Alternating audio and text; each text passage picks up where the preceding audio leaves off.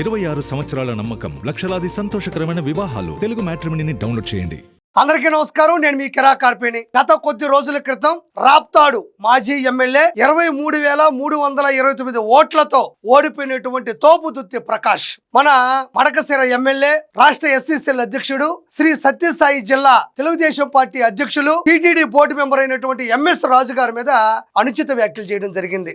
ఆయనకి అడ్డదిడ్డంగా సంపాదించినటువంటి డబ్బులతో 7 కోట్ల రూపాయలు విల్లా ఉందని, చాలా చోట్ల ఆస్తులున్నాయని, లోకేష్ గారికి బినామీగా ఉన్నాడని చెప్పడం జరిగింది. దానికి ఎంఎస్ రాజు గారు కూడా ఘాటుగా స్పందించి, వాటికి నువ్వు ఆధారాలు తీసుకొస్తే, అంటే ఈ రోజుకి గాని ఆధారాలతో సహా నువ్వు నిరూపిస్తే నేను రాజకీయాల నుంచి తప్పుకుంటా అని ఆయన చెప్పడం జరిగింది. దానితో పాటు పరిటాల శ్రీరాములు గారిని, వాళ్ళ నాన్నగారిని, పరిటాల సునీత గారిని కూడా దారుణంగా దుర్భాషలాడుతూ కూడా మాట్లాడటం జరిగింది. వాళ్ళు కూడా చాలా ఘాటుగా స్పందించారు. అయితే తోపుదుర్తి ప్రకాష్ ఇంటి పేరులో తోపుదుర్తి అంటే తోపు ఉందని మనోడు ఏమన్నా తోపులా ఫీల్ అయ్యాడో తెలియదు కానీ, అర్థం పర్థం లేనటువంటి విమర్శలు, ఆధారాలు లేనటువంటి ఆరోపణలు ఊరుకోరు కదా. అదే పడిగా 1 by 1 ప్రెస్ మీట్లు పెట్టుకుంటూ ఎదుటోళ్ళని ఇబ్బంది పెడితే మరి ఏమనుకున్నాడో ఏమో.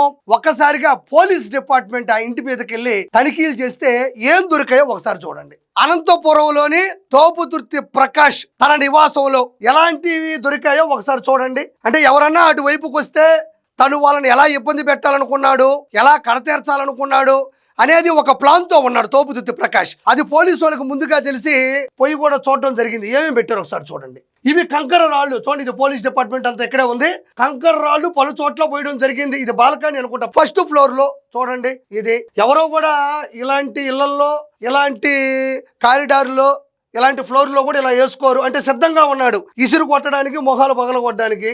చూడండి ఇదొకటి, ఇదిగోండి ఇది ఇంకొక వైపు. ఎక్కడ కూడా రాళ్ళు వేసుకోవడం జరిగింది. ఎక్కడ చూడండి ఇంతింత పెచ్చులు, ఏదో పెయింట్ డబ్బాలు అనుకుంటా, ఇంతింత పెచ్చులు. ఇవి కానీ తగిలినాయి అంటే తలకాయ 2 ముక్కలు అయిపోద్ది. చూడండి ఇవి కూడా మారణాయుధాలేగా. పోలీస్ డిపార్ట్మెంట్ వాళ్ళు దీన్ని నిశ్చితంగా పరిశీలిస్తున్నారు. మరి ఆయన ఇంట్లో సీసీ కెమెరాలు ఉన్నాయి కదా, మంది మార్పులం ఉంది కదా, సెక్యూరిటీ గార్డులు ఉంటారు కదా, కుటుంబ సభ్యులు ఉంటారు కదా, ఎవరూ తీసుకెళ్ళి అక్కడ పెట్టరు కదా. ఆయనే పెట్టుకున్నాడు. మరి ఎవరన్నా బయట వాళ్ళు తీసుకొచ్చి పెట్టారని చెప్పండి, నిరూపించమని చెప్పండి. ఇంత పెద్ద ఇంట్లో సీసీ కెమెరాలు, సెక్యూరిటీ గార్డులు, డ్రైవర్లు, పనోళ్ళు, లేకపోతే కూరాకూడు ఉండేవాళ్ళు, అనుచరులు, ఆయన పేటీఎం బ్యాచ్, ఆయన రౌడీయిజం అన్నీ ఉంటాయి కదా.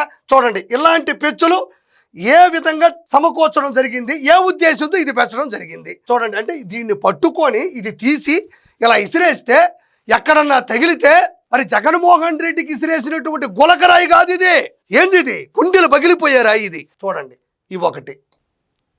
ఎక్కడ బీరు సీసాలు, ఇవేమి ఆయన తాగేసి పడేసిన బీరు సీసాలు కాదండోయ్. ఇవి కేవలం ఎవరైనా అటువైపుకి కనబడినా, ఎవరైనా అనుమానంగా అనిపించినా వెంటనే మారణాయుధాలు సిద్ధంగా ఉన్నాయి. ఒక పక్క పెచ్చు రాళ్ళు, ఇంత పెచ్చు రాళ్ళు, కంకర రాళ్ళు, ఖాళీ బీరు సీసాలు. వీటితో పాటు చూడండి,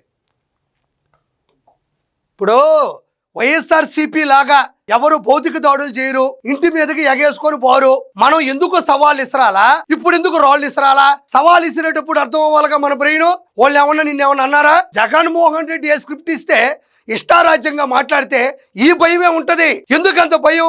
భయపడే వాడికి అంటే ఈ రోజు రాళ్ళు విసరాలి అనుకున్నావంటే సవాల్ ఇసరకూడదు నువ్వు. ఎక్కడ చూడండి ఎన్ని బీరు సీసాలే, ఎన్ని గోతం పట్ల నిండా బీరు సీసాలే. ఇక్కడ కూడా ఒక గుట్టయా, మొత్తం రాళ్ల గుట్ట కూడా ఇంటి ముందు ఒక చెట్టు కింద పోయడం జరిగింది. ఇవన్నీ కూడా తోపుదుర్తి ప్రకాష్ తన నివాసంలో ఏర్పరచుకున్నటువంటి రకరకాల మారణాయుధాలు.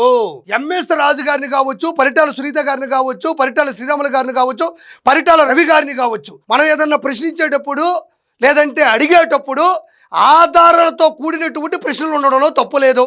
రాజకీయంలో మన పొజిషన్లో ఉన్న, అపోజిషన్లో ఉన్న ఎవరినైనా సరే మనం వేలితో చూపించవచ్చు. అంతే తప్ప మైకు దొరికింది అన్న స్క్రిప్ట్ పంపించాడు అని ఇష్టారాజ్యంగా మాట్లాడితే ఇలాంటి భయమే మిగులుతుంది.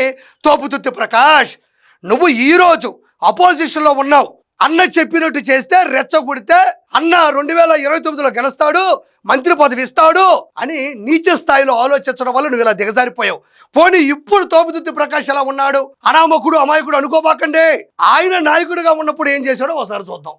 ఆ రోజుల్లో 2019 నుంచి 2024 మధ్యన ఈయన ఎమ్మెల్యేగా ఉన్నప్పుడు జగన్మోహన్ రెడ్డి అధికారంలో ఉన్నప్పుడు కల్లు హరికృష్ణారెడ్డి అనే ఒక సాధారణ కార్యకర్తని రెచ్చగొట్టి అనంతపురంలోని టవర్ క్లాక్ సెంటర్ దగ్గరికి మంది మార్బలంతో విచ్చలవిడిగా వీరంగం చేస్తూ ఎలాంటి కార్యక్రమాలు చేశారో చూడండి. ఆ కుర్రాడు అక్కడికి వెళ్ళడం, ఒక సామాన్య కార్యకర్త అనంతపురంలోని టవర్ క్లాక్ సెంటర్ దగ్గరికి వెళ్ళి తొడగొడుతూ మీసం మెలేస్తూ రెచ్చగొడుతూ పౌరుషంగా ఎవరిచ్చిన ధైర్యం ఇది? తోపుదుత్తి ప్రకాష్ అనే వ్యక్తి ఇచ్చినట్టు ధైర్యంతో ఏ విధంగా శాంతి భద్రతలకు ఆటంకం కలిగిస్తూ వీరంగం సృష్టించాడో చూడండి.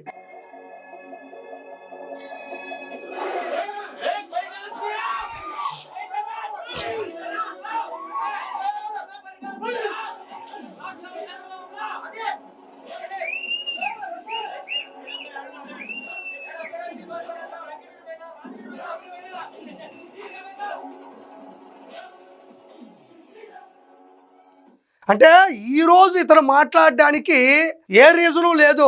రెచ్చగొట్టాలి, అన్న దృష్టిలో పడాలి, మళ్ళీ భయం ఒకటి.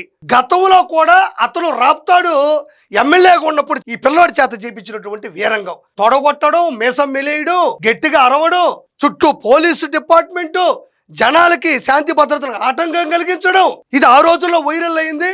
ఆ తర్వాత పిల్లోడు భయపడ్డాడు లేదో నాకైతే తెలియదులే, కానీ ఎవరైనా ఒక సామాన్య కార్యకర్తని నడి రోడ్డు మీదకు పంపించి ఏయ్ పరిటాల శ్రీరామ్ అని అనిపిస్తున్నాడంటే ఎంత అధికార దుర్వినియోగం, ఎంత అహంకారం. మరి ఈ పిల్లోడికి ఆయనకి సంబంధం ఉందా ఆర్పి అని అడిగితే అది కూడా ఇప్పుడే చూపిస్తా చూడండి. ఆ తర్వాత ఇదే తోపుదుత్తి ప్రకాష్ అనేటువంటి మాజీ ఎమ్మెల్యే అదే కల్లు హరికృష్ణారెడ్డి అనేటువంటి కుర్రాన్ని ఒక ఛానల్కి ఇంటర్వ్యూకి తీసుకెళ్లాడు. చూడండి ఎవరు వీళ్ళిద్దరూ చూడండి.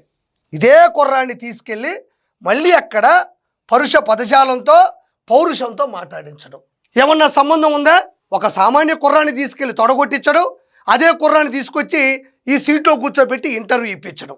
ఇది తోపుదుత్తి ప్రకాష్ చేసేటువంటి చేష్టాలు. ఈ రోజు జరిగింది మనం విన్నాం. ఈ రోజు మనం తోపుదుత్తి ప్రకాష్ అంటున్నాం. తోపుదుత్తి ప్రకాష్ మాత్రమే కాదు, ఓ సురేష్, ఓ రమేష్ కూడా ఉన్నారు ఇలాంటి విషయాల్లో. ఓ సురేష్, నందిగామ సురేష్, ఓ రమేష్, జోగి రమేష్. ఈయన కన్నా ముందు ఈ ఫ్యాక్షన్ సినిమాలు తీసిన వాళ్ళు ఆ రోజుల్లో. అంటే నందిగామ సురేష్ 2020లో తుళ్ళూరు పరిసర ప్రాంతాల్లో పర్యటిస్తున్నటువంటి అమరావతి రైతులు, మహిళా రైతుల్ని దారుణంగా దాడులు చేసినటువంటి వ్యక్తి నందిగామ సురేష్. 2021 అక్టోబర్లో మంగళగిరిలోని జాతీయ తెలుగుదేశం పార్టీ ఆఫీసు మీద దాడులు చేయించినటువంటి వ్యక్తి నందిగామ సురేష్ ప్రథమ ముద్దాయిగా ఉన్నాడు. 2021 ఆగస్టులో అప్పటికే 3 సార్లు ముఖ్యమంత్రి అయిన నారా చంద్రబాబు నాయుడు గారి ఇంటి మీద వెనకా ముందు చూసుకోకుండా బూతులతో రెచ్చిపోయి కర్రలతో, రాళ్లతో, వీరు బాటిళ్లతో, అన్నిచ్చే పదవుల భవిష్యత్తుతో ఆలోచించుకుని ఎగబడినటువంటి వ్యక్తి జోగి రమేష్. అటు సురేష్, ఇటు రమేష్, మధ్యలో ప్రకాష్. ఏం తగ్గలేదు వీళ్ళు. కరకట్ట ఇల్లైనా, టీడీపీ ఆఫీస్ అయినా, మహిళా రైతులైనా ఈ రోజు ఈ విధంగానే పరిస్థితులు. తొడగొట్టించడం, మీసం మిలేయించడం. అంటే సురేష్, రమేష్, మధ్యలో ప్రకాష్. కాబట్టి వీళ్ళు చేసేటువంటి చేష్టాలను నేను నిజాయితీగా పూర్తి స్థాయిలో ఆధారాలతో సహా మీకు చూపించాను. కాబట్టి ఎదుటోళ్ళని రెచ్చగొట్టే ముందు ఆధారాలతో కూడినటువంటి న్యాయమైన ఆరోపణలు చేయాలి తప్ప ఆ తర్వాత మనం భయపడడం అనేది ఏమాత్రం సరికాదని కోరుకుంటూ నేను మీ కిరా కార్పేని.